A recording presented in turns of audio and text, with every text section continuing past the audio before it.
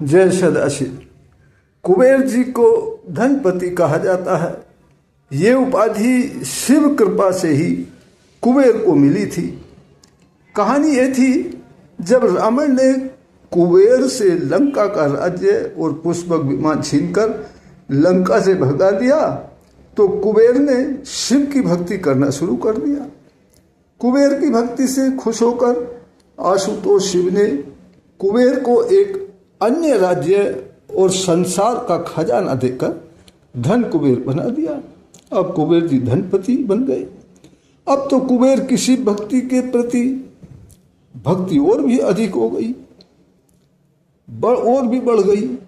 कुबेर शिव जी को रोजाना बड़ी मात्रा में मणिमाणिक्य भोजन, वस्त्र, धन आदि अर्पण करने लगे। ये बात और थी कि भोलेनाथ उनके अर्पण करने की सामग्री से केवल एक चुटकी भर विभूति ही लेते थे। अब सबसे अधिक सामग्री पूजा में अर्पण करने से कुबेर की प्रशंसा होने लगी। कुबेर शिव के महान और सबसे अधिक अर्पण करने वाले भक्त कहे जाने लगे। ऐसा होता है, जब कोई चीज अपनी चरम सीमा पर पहुंचती है तो उसमें कुछ अहम भाव आ ही जाता है। ऐसा ही कुबेर के साथ हुआ।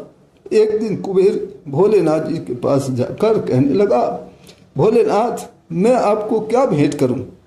आप जो भी चाहोगे मैं भेंट करूंगा। भोलेनाथ समझ गए कुबेर के अहम भाव को, लेकिन वे तो सदैव भक्त का कल्याण ही करते हैं। शिव ने कहा, तुम मुझे क्या दे सकते हो जब मुझे कुछ चाहिए ही नहीं? अगर कुछ करना ही चाहते हो तो मेरा बेटा गणेश भूखा है। गणेश की ओर इशारा करते हुए उन्होंने कहा, इसको पेट भर भोजन करा दो। कुबेर बहुत खुश हुआ, ये कितनी बड़ी बात है। ऐसा कहते हुए गणेश जी को अपने महल में लाया और भोजन करने के लिए बैठा दिया। ये तो भोलेनाथ की लीला थी। कुबेर समझ नहीं पाया। गणेश जी जितना भोजन था सभी को चट कर गए। बोले, भोजन और लाओ। कुबेर ने सारे राज्य से भोजन सामग्री ला कर गणेश के सामने रखी।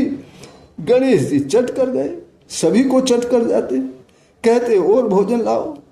कहते हैं कुबेर ने दूसरे राज्यों से भी मदद ली ताकि गणेश जी का पेट भर जाए, लेकिन नहीं, सब कुछ खत्म हो गया।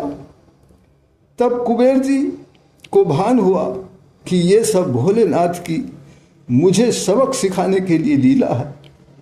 कुबेर दौड़कर भोलेनाथ जी की शरण में गया, चरणों में गिर गया, क्षमा प्रार्थना करने लगा, क्षमा मांगने लगा। प्रभु, मुझसे बहुत बड़ा अपराध हुआ है। मैं भूल गया था, जो भी मेरे पास था ये सब कुछ आपका ही दिया हुआ था। उसमें से थोड़ा सा अंश मैं आपको अर्पण करने से मैं अपने आप को बड़ा दानी भक्त समझने लगा था। क्षमा करो, मुझे अहम होने लगा था। भोलेनाथ, मुझे क्षमा करो। भोलेनाथ तो कल्याणकारी हैं। कुबेर की विनती से वे प्रसन्न हो गए और उन्होंने कुबेर को फिर से धनपति बना दिया और अपने महान भक्तों में कुबेर को स्थान दिया। माँ लक्ष्मी के साथ कुबेर की भी पूजा की जाती है। इस तरह कुबेर शिव का महान भक्त बना।